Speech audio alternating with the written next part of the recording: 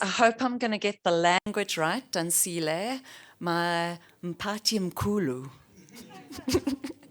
Okay. The Chief Director for Biodiversity Information and Policy Advice from SANBI.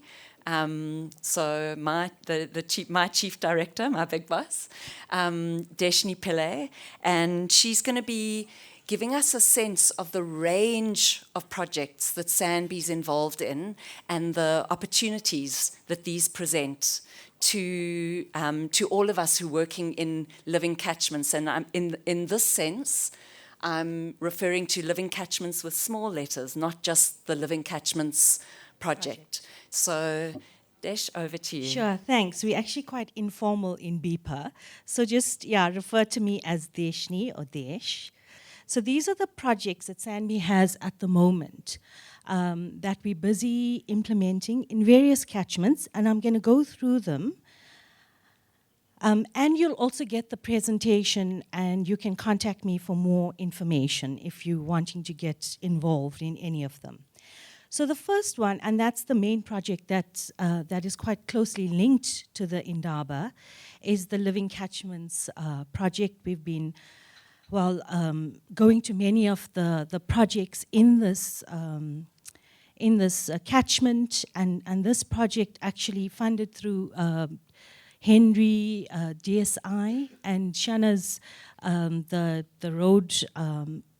Water RDI roadmap, and we're very grateful for that funding. As you can see, the work that we're doing in this catchment this week. It's implemented in 4 catchments with various partners and conveners. And the budget for this project is about 8.9 million, but we're really looking at co-financing and looking at other projects that can also come in to partner with the Living Catchments Project. And then, of course, just to acknowledge our Indaba partners, and they're all up there on the screen, lots of government departments and the provincial entities. So the next project that also has very close linkages with the work that's happening in the catchments, led by Jennifer Zungu, is the Ecological Infrastructure for Water Security Project. Pearl and Lungi are very closely linked, the catchment conveners for this project. And it's our Jeff-funded project, so quite a big project, about 100 million rands. We're busy going into midterm review for this project, and we're hoping during midterm that we'll actually be able to extend this project. There's about 25 partners at the moment with this project, and it's mainly being implemented in 2 catchments, the Mgeni and Berg Breda. And we have secured collaboration agreements with several partners that we're working quite closely with to implement this project. So sorry for all the acronyms. I really thought I'd have lots of time.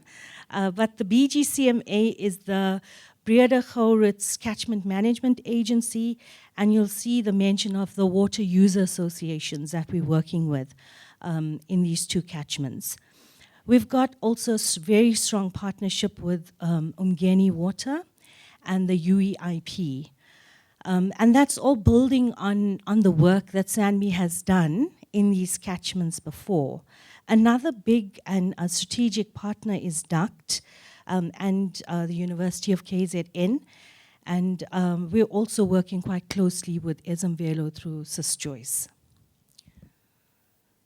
Okay, so 2 other projects. I'm not going to focus too much on these projects. The Biodiversity and Land Use Project is ending in December this year. We've had quite a successful run. Tobisi has been very closely involved in that project. And why I mention this is that there's several products that have come out of this project that I'd like to share with this community. And we need to see how that information goes through. And then, of course, many of you are already familiar with the Mgeni Resilience Project, funded by the Adaptation Fund. Recently got an extension of about 2 or 3 more years. We've struggled with implementation of that project, but I think since we've got new partners with the university, we've been making quite a lot of headway with that. So these are some of the products that SANBI has been involved in developing. And I'm not going to go through them. They're available for all of us to use. And if you're interested in anything, you can just contact the conveners of the Indaba, and then Pearl and Lungi that are based here in KZN. But there's certainly a lot of things that we've produced through other projects that we can share and we can learn together and we can improve. I think that's the key thing. I do want to spend some time on the Presidential Employment Stimulus Project because we have implemented it here in this catchment through Sis Joyce and the Ezemvelo group. So SANBI received about 53 million in round one to implement the Presidential Employment Stimulus Project from October to March this year. And the key criteria was that we needed to use one, existing mechanisms, and then we had to really focus on youth unemployment, unskilled labor, and really to bring in post-COVID, really to look at stimulating the economy. And yeah, because it was 6 months, we really looked at using our existing mechanisms. And with this, we use our research assistance policy and our database.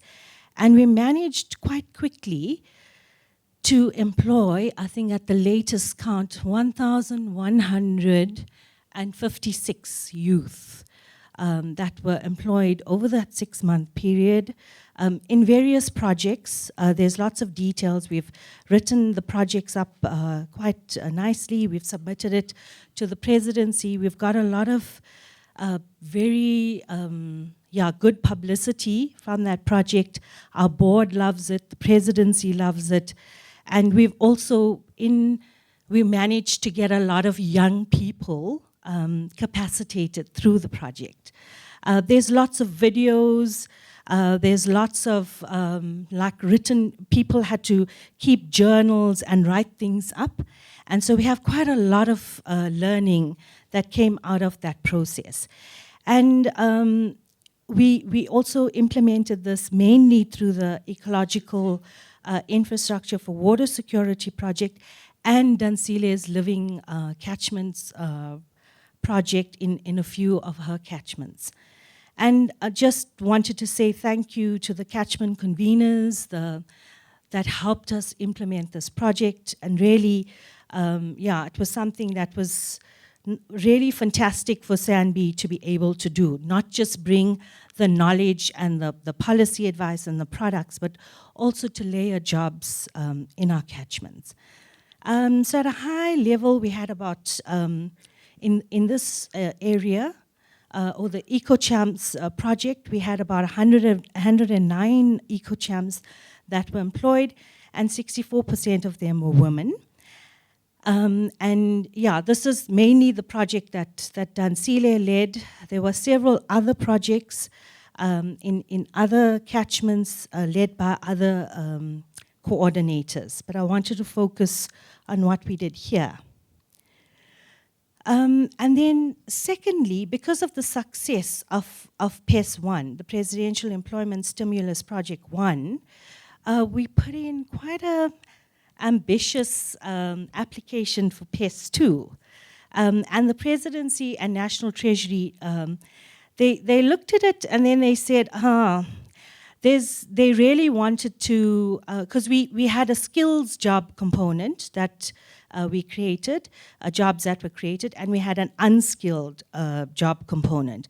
And they really wanted us to focus our attention on the unskilled work that happened in the catchments. This is actually up on the Presidency website. These are the two recipients of this funding, and you can read about it. I can send you the link. So I'm talking about the Presidential Youth Employment Intervention.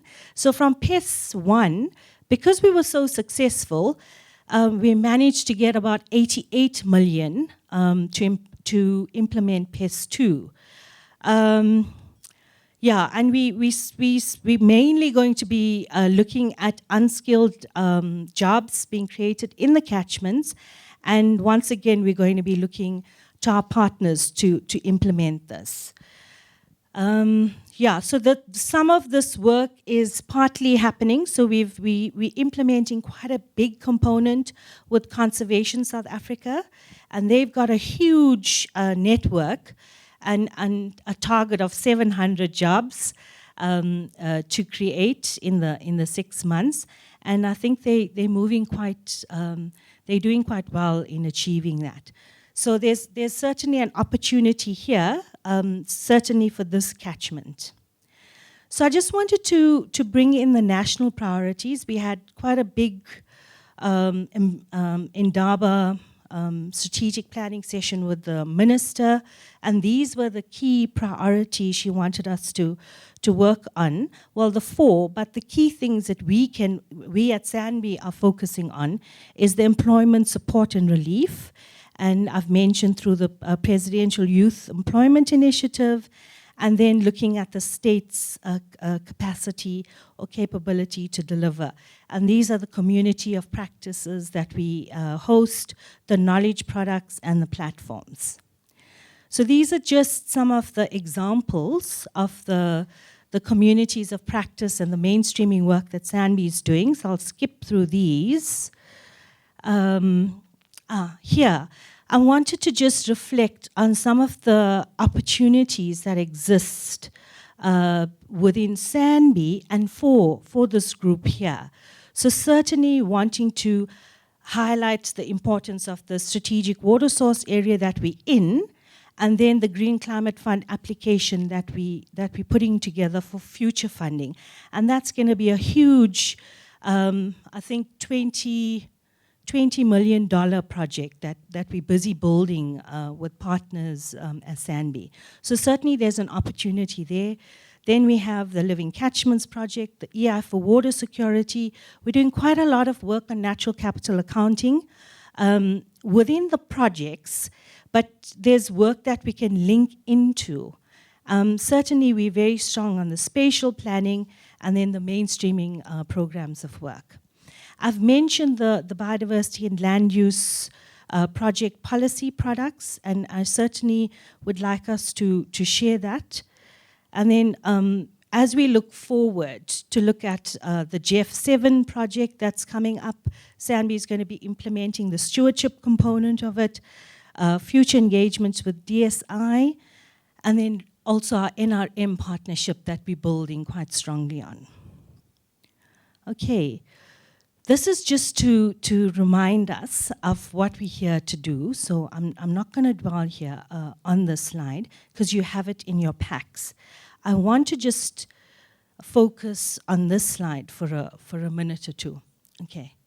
So having gone through the 2 days of being out in the field, and this slide is for Michelle and Mzu and Zuleka, because I thought, let me reflect a bit on what we've been doing over the past few days. And I just thought, there's so much happening in this catchment, but what more is needed for us to pull all those activities together? And I also wanted us to focus on the ingredients we have here. We have funding, we have community will, we have research, we have communities, and yet they still don't have water.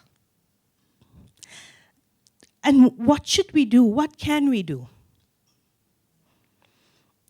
And so I thought about it. I discussed with the team last night, and I said, we can't be here and not do something afterwards. And so the last point is, I thought I'd put it out there. But what's needed here? Do we need a uThukela catchment partnership? And that's what I'd like us to think about. What do we need to take the voices back to our communities of practice, our platforms, and how do we make a difference here? Thanks.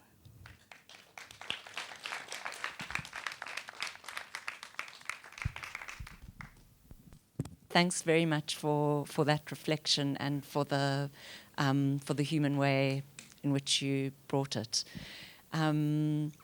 Next, we're going to hear from Henry Roman, who's our principal in the Department of Science and Innovation and longtime friend and partner. And Henry's told me that he's going to be sharing a story with us. So I'm really looking forward to that. Thanks, Tanya, and thanks, Deshni, as well. So I'm just going to do a couple of slides introducing our department before I tell my little story. So the DSI looks at science, technology, and innovation on a national level. We're not a large department; we're quite small. And I'd like you to keep the vision and mission in your minds as I go along, especially when I tell the story, because you're looking here at well-being of environment, people, as well. And then our mission is to provide leadership and enabling environment to support the country's development. So I'd just like you to keep that in mind as I go along. Our system we operate in is called the National System for Innovation, and these entities you see at the top there are the entities that report into our minister. So we work with them mainly, but we do work with other departments, entities as well, like the WRC, like SANBI. But the national system is bigger than just the entities reporting to us. It's all the universities, it's all the government departments, it's all business, all industry, all entities that have anything to do with science and innovation. They come together into the national system. Now, the directorate I'm from is called Environmental Services and Technologies, and I'm just trying to illustrate here the work that we are responsible for. So on the water side, you've got the Water RDI roadmap that Shanna implements, and we've got the WADA platform, which is a technology development platform. The Living Catchment sits under the water roadmap, and I'm sure you'll hear a bit more about that from Shanna around the water roadmap itself, and especially the RDI aspect, the research aspect, the development aspect, the innovation aspect. It's important we don't lose sight of what it's about. The research outputs have to inform the development that inform the innovation, implementation. On the waste side, we've got a waste RDI roadmap implemented by CSR. Climate change, we've got SARVA, the South African Risk and Vulnerability Atlas, which is a spatial map of climate impacts, but also climate projects, and DFF have actually used it to map out their projects. I'm also the national focal point for the Climate Technology Center and Network, which is the technology arm of the UNFCCC. And then on circular or green economy, we've got the Imvalisi Enviropreneurs that Mzu spoke about earlier. And I'm also working on developing an STI for circular economy roadmap. These are pictures I took on my phone of the last 2 days. So the DSI started doing some catchment work with DFFE, with NRM. I think it was 2013 or 14. At that time, Michael Brock was still with, and he was like the primary contact for us. And Shanna was still working with me at the DSI at that time. And we got involved with the Tsitsa catchment work. But there, what we were bringing as the DSI is we were bringing in a research cohort as well, and that social, ecological systems, complexity thinking stuff onto restoration projects. Because at the time it wasn't, we did restoration, you go, let's fix the dongas. But what about all the other associated impacts of fixing the dongas? What does it mean? What does it mean to livelihoods of people? And that part started coming through, and what we learned in that work was there wasn't terribly much coordination. There were many players, and the traditional chiefs were getting quite upset with all these different people all coming in, and I need a master's degree, and you never see a supervisor for love or money. And all you see is a student, which upset quite a few of them, understandably so, because you're coming into their space. And what that led us to, and Shanna and John Deeney then came up with a concept of an RDI platform of how do we convene these actors in a catchment. And that was how the RDI platform work came about within SANBI. And it was small, I think it was like 400,000 Rand or something, a tiny project. And the outcome of that project, as we were nearing the end, I went back to SANBI and said, I want to scale this. I don't know how to do that. I'm not any person from that background. But I see something here that we need to scale. And I asked them, give me something that we can work with. And then at that time, then Shanna was then with WRC implementing the roadmap. And I went to Shanna and said, I want this placed under the roadmap, because it's related to water security. It's not just a catchment management thing in terms of ecological infrastructure, but it's how is ecological infrastructure influencing water security, because that's what we found in the Tsitsa catchment, is you're improving water quality and quantity, you're improving people's lives because there's water available to them at the same time, and that's the intent. I'm not saying the intent always works out, unfortunately, but that's the intent. And so we scaled it to a 8.9 million Rand project from a 400,000 Rand project. And I have to say, it's teams of people coming together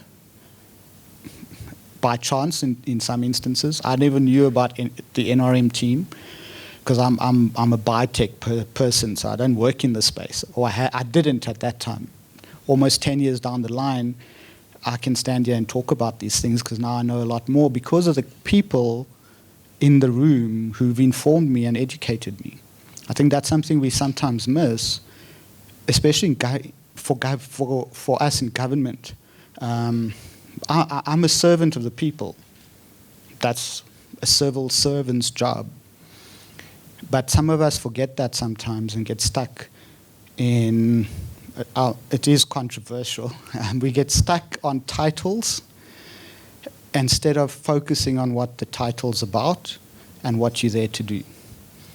And it's the people that you work with, and that's why I'm here, because I want to see these things in action. I can't convince my boss to part with more money if I don't understand what's happening on the ground. So that's mostly my story. The other part that really made me think in the last 2 days is water and the circular economy, because these pictures are showing some of that in action. So you see there the wattle clearing. The people use that for economic benefit, for social benefit. It's not just about wattle clearing anymore. I mean, we've heard a lot about that. The spring, the engineering, the thinking behind it, the spiritual nature of what's happening there is related to well-being again of people and planet. And we sometimes, when we're engineering a solution, we forget about that aspect, the people that are affected and impacted by what you're bringing to them. And lastly, the one thing I like to stress is we mustn't forget we have ideas of what should be done in places, but we don't live there. We need to engage with the people who actually live there every day of their lives and have lived there for generations, and the knowledge they hold can better inform us of the solution they need, because it may not be what we think, because we come from a Western thinking of engineered solutions and not nature-based. And only now are we beginning to really understand what that means. So for me, it's been really great to be here. And I've heard about the talk about that Pretoria isn't coming down here. Well, I'm here today. I played the formal role as well. But I think it's important, and I'm lucky that I have a DDG who understands me being here is more important than me sitting in my seat in my office. Because when I come back with more ideas and greater information that actually informs us as a department where we want to do transformative work on the policy. You can't do that if you're not engaging with the people. And that part we're beginning to work on actively as well. So with that, I just want to say, all the best with the work happening here. And yes, I hope we can scale it even greater than what we have done already, because I do think it's necessary. And I look forward to engaging on that Jeff project as well. And with that, I'd like to thank you.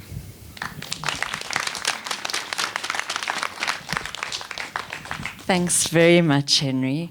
Both your presentation, Henry, and Deshni's have given us great context, especially for those in the catchment who may not have exposure to some of the institutional partners involved and the related initiatives that we can draw on as we go about work in the catchment. So thanks to the two of you. I got a note to say that Stanley will also have Stanley, who's also from DFFE, will have also really useful framing to offer around the strategic water source areas.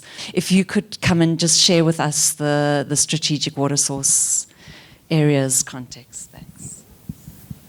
Thank you so much, and thanks to the organizers. One will say sometimes you might find yourself at a point of a mix of excitement and lamentation at the same time. My excitement is that we have got partners who are there out to make sure that the work is done. But my lamentation is that the source is suffering from the lack. I share the same. I was born in a strategic water source area, South Bansbeck. In my house at home, there's no tap.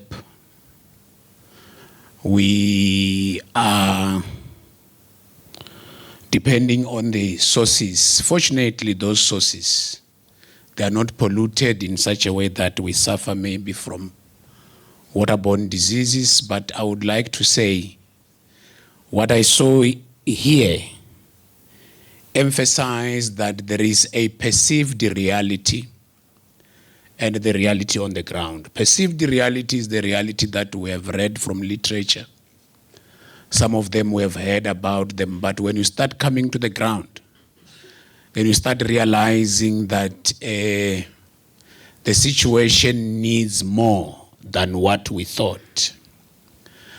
And I'm glad that even though the department is pursuing securing strategic water source areas, this exercise that we had here present us with an opportunity to think out of the box and to think closer to those who are living or who are the stakeholders of the strategic water source area. And by so doing, I would like to say it is impossible to secure strategic water source areas independently from the communities around it and those who stays in it and those who are the stakeholders of it. Thanks to the organizers who organized this, I think it opened our eyes. It gave us also a way forward. And I'm so humbled by the way the community has accepted us. And to the representative from the Royal Crawl, I am saying this is beyond the measure of humbleness. And normally, somebody who is sick will give you a reaction of showing the extent to which the sickness is affecting them. But I don't know whether it is because you are from the royal family. You presented your problems to us in a manner in which we lack a better word to express that. And I think it is for us as departments and for us as partners to come together and say, let's face reality. If it comes to a push, some of the things that we can do, we can learn from the communities on the ground. One of the things that I have learned from the communities is togetherness. They work together. They make sure that whatever they start, they finish together. I think it should not be only for this strategic water source area. We have got 22 of them. Let's take what we got from here and go and implement on the other remaining ones. I would like to save the time that others have wasted, and I would like to cut it here. Thank you. Stan, thank you so much. And that was actually the perfect introduction to the small group conversations, where we essentially going to be reflecting on all that we've experienced, heard, learnt over the last, it's 2.5 days now that we've spent a big chunk of the morning. And reflecting on what is our role now? What is our place? There are many different kinds of organizations in this Indaba. It's part of what's so exciting about it. From many different catchments, even from Pretoria, from all over government. So what each of us as individuals, what is my role now? And we get to do this in groups where we have colleagues from different places, from, in a way, Stan, from some of the different realities that we come from.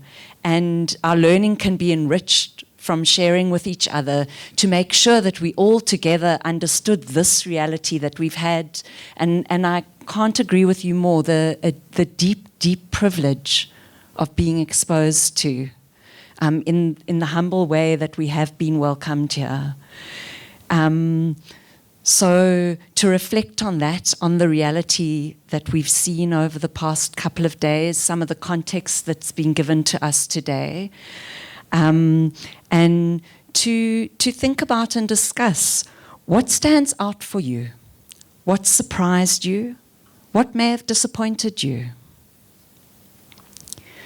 And to think about what stands out as really important for the communities of the uThukela River catchment, and possibly through those eyes for your catchment, for the communities in your catchment if you're from elsewhere. And then lastly, a very important question for this Indaba and for the work in the Living Catchments Project. What have you learnt that may change what you do or how you do it when you leave this Indaba? And another way to put that might be, what are you taking with you that will enable you or empower you or inspire you to act differently, to do something different, or to be in a different way as you go about your work?